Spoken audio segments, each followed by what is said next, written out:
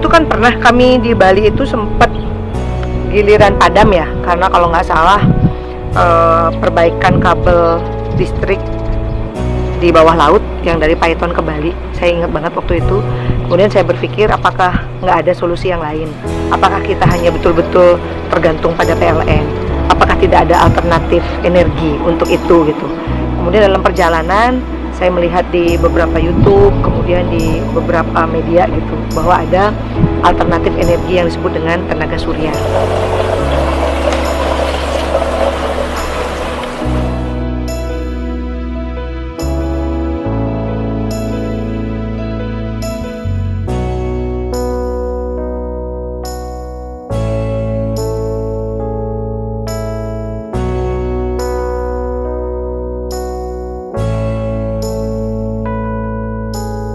Ini orang hanya taunya simpan pinjam.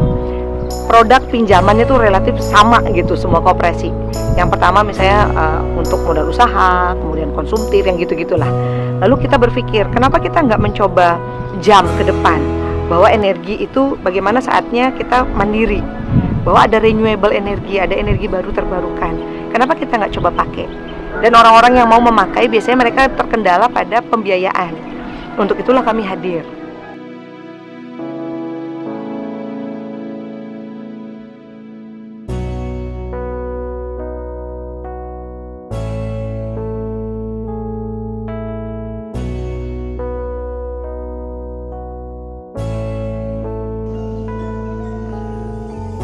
Saya gunakan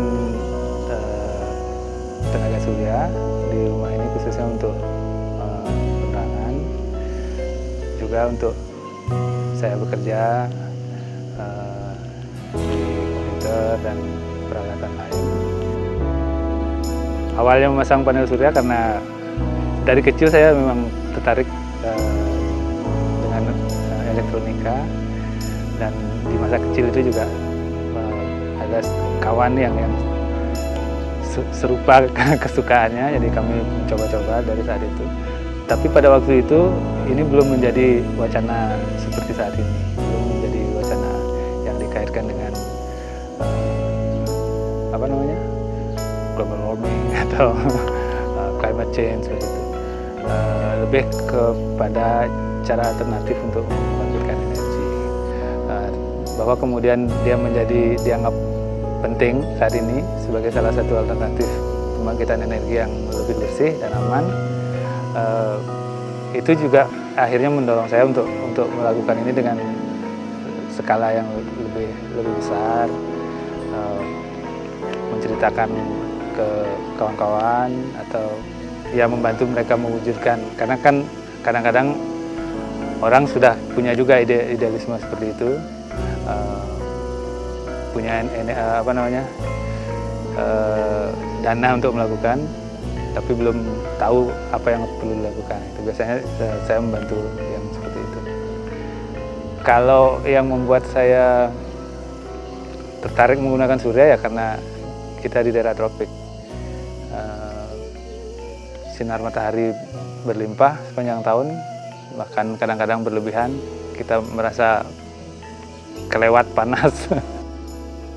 Kalau saya lebih percaya pada sinergi potensi energi.